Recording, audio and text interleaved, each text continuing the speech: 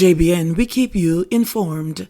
I am Michelle Jones, and in the news, headless body of unidentified man found in Gregory Park. The headless body of an unidentified man was found in an area known as Mexico in Gregory Park, Portmore, St. Catherine on Saturday. The deceased is of dark complexion, slim build, and is about 5 feet 11 inches. It was clad in a pair of jeans at the time of his death. According to reports, the police were summoned to the area about 11 a.m. on Saturday after residents heard someone screaming for help. The headless body of the man was later found on the arrival of the officers. The Portmore police are carrying out investigations into the beheading. A 48-hour curfew has since been imposed in sections of the violence-plagued community, the sporadic flare-up of which has claimed a number of lives over the past several weeks and months. The curfew began at 6 p.m. on Saturday, December 18, and will remain in effect until 6 p.m. on Monday, December 20. Despite increased police patrols in the community, the bloodletting has continued and some residents have fled their homes. Father loses third son to gun violence. Lloyd Myers cut a dejected figure yesterday as he struggled to come to grips with the loss of a third son to gun violence in 8 years. Early yesterday, his offspring, Mario Myers, a 30-year-old construction worker, was shot dead in South Side, a tough inner-city community in Central Kingston Police Division. Another man, 32-year-old Carlington Williams, otherwise called Black Buckle, of a Central Kingston address, was also shot and killed during the incident. I feel like there's no more hope. Me really don't have no family to turn to, I just me little brother. But me no want to talk to him too much and break him down because it affect him just like me, said Myers, with tears flowing down his cheeks. He's a third son of losing like this after me talked to him about the friend and company. The first son of Mario was at the wrong place at the wrong time and was killed in a drive-by. It happened about 8 or 9 years ago, said Myers, as he recalled the first of his 3 heartbreaking tragedies. Romario was the eldest of Myers' 5 children, 4 of whom are males. 6 years after his death, Myers was also jolted by the death of another son, Demar. I shot him gun and come back, and the gunman them just shoot him in the head. He never did a war with nobody, but because of the rivalry we were going with the other man them in the area, Myers said. Having hardly had time to recover from the death of 2 of his sons, Myers was again plunged into mourning after Mario was cut down in South Side. Reports from the police are that about 9:30 a.m., both Williams and Myers were walking along Water Lane towards a gully on South Camp Road when a man, armed with a handgun, came up behind and opened gunfire hitting both men. The injured men ran off towards the gully when another man, also armed with a handgun, opened fire hitting them multiple times. The grief-stricken father reflected on the times he had with his son, conscious of the fact that what he has left of him are memories. On a day like this, my day off, he would then come and spend a little time with me because me always cook my Sunday dinner and he would then eat, chat a little with me and gone. Mario is a jovial person, you know. He have a good relationship with people, playing football and smoking weed at times. The distraught father said he's appealing to the youths to put away the guns and to embrace peace. Youth them for desist from the war because of foolishness them a fight over. You can't talk over things. You don't have to escalate, you do something, and me have to respond to that. It always a go hurt somebody when you kill, and that is why it a go on, because people a get caught up. A time for the youths them start living unity. Violence don't make it, it's just hurt and more hurt, Myers said. Shock over bike show murder of Clarendon mechanic. An employee of murdered mechanic Marlon Salmon, otherwise called Irons, said news that his mentor had been shot was a horrifying reminder of an incident in which Salmon was shot at his Temple Crescent-based workshop in Clarendon last year. Remembering the 2020 incident, Cleos Lewin said that he bawled as he feared that Salmon, who was hospitalized, would not have survived that attack. He believed then that God had played a hand in Salmon staying alive, but that fortune was absent on Saturday night when he was shot dead at an illegal bike show in Woodhall in the parish. Last time, me have a ride go up there go look upon the man lie down upon the ground upon the bike, recounted Lewin. Reports from the Mappin police are that about 8:15 p.m., Salmon was standing along the roadway when he was shot at point-blank range. Lewin said that Salmon was like a father to him, taking Lewin under his wing after he left high school. Him more than good, everybody father. You know think about hungry, sir. And him make me know bike. Me get the first ride off a bike and bike show. Me see man all left mobile with him engine in a box and come and say, you know me see a little youth and stop him and ask him about him bike and me tell me about Clarendon, Mappin and Irons. The man left all the way from Mobile, emphasized Lewin.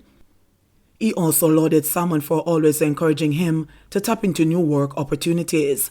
Bikers who gathered at Salmon Shop on Sunday described him as a decent man who was enthused about imparting knowledge and skills to youth in Clarendon. A whole heap of youth him teach trade, you know. When you come round here, so, run is so full of boy and all of them are learn trade, said one biker, who requested that his name not be mentioned. Hours after Salmon was gunned down, an elderly man was seen making his way to the shop Salmon operated on Denby Crescent. Not cognizant that Salmon had met his tragic demise on Saturday night, he said, "Me I come look for Irons to sort out the honor upon the bike, cause he now what good."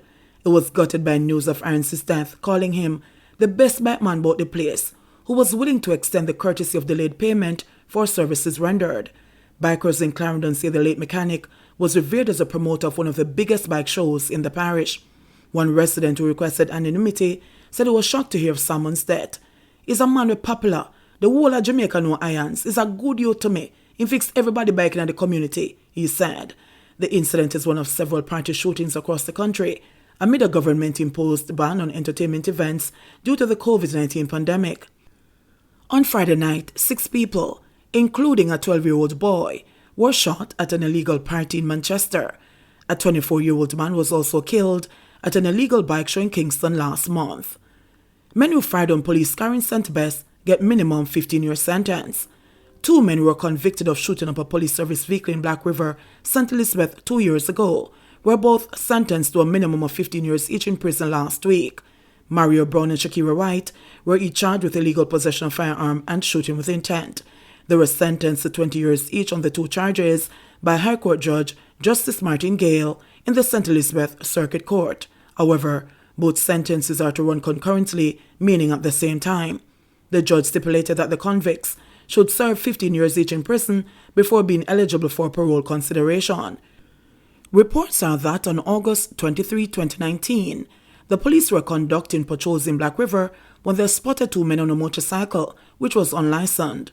As the police vehicle approached the motorcycle, the pillion pulled a gun and shot at the officers, who took evasive action and returned the fire. The men then fled the area on the motorcycle. A police investigation was subsequently launched, resulting in the arrest of Brown and White.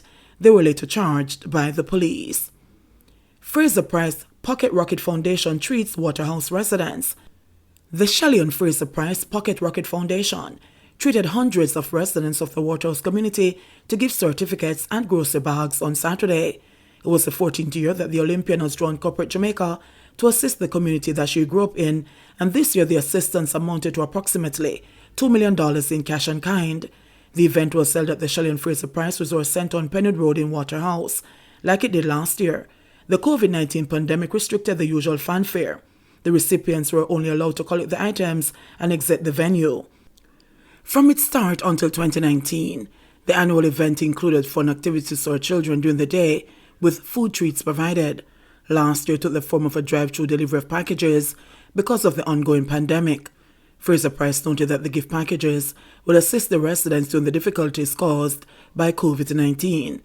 This year we're doing food bags and gifts for the kids, because we know that right now it is a very difficult time for most families providing food, so we decided to do food bags. We also didn't want to have any kind of loitering or any activity that would cause the spread of the coronavirus, so we just gave them the food bags and toys, so the children could have toys and the food in time for Christmas, Fraser Price said. Waterhouse resident Chad Goldburn believes the treats will enable members of the community to better enjoy the Christmas holidays. This means a lot because Christmas time is coming near, and there are a lot of parents in the community that might not be having a good December so far, and some of them might not be looking to anything really, as most of them are living from hand to mouth. So to see them giving a little extra is a great joy for them, and I think their children and loved ones can now look forward to a proper Christmas, Goldburn said. 37 new COVID-19 cases, 3 more deaths. The Ministry of Health and Wellness in Jamaica has reported 37 new cases of COVID-19 on Sunday, bringing the total number of confirmed cases reported on the island since the start of the pandemic to 92,089. In the meantime, 3 more deaths were reported, bringing the virus death toll to 2,449.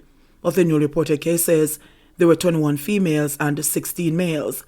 The cases were recorded in Kingston and St. Andrew 8, St. Catherine 2, St. James 15, Hanover 2, Clarendon 1, St. Elizabeth 1, St. Anne 6, and Trelawney 2.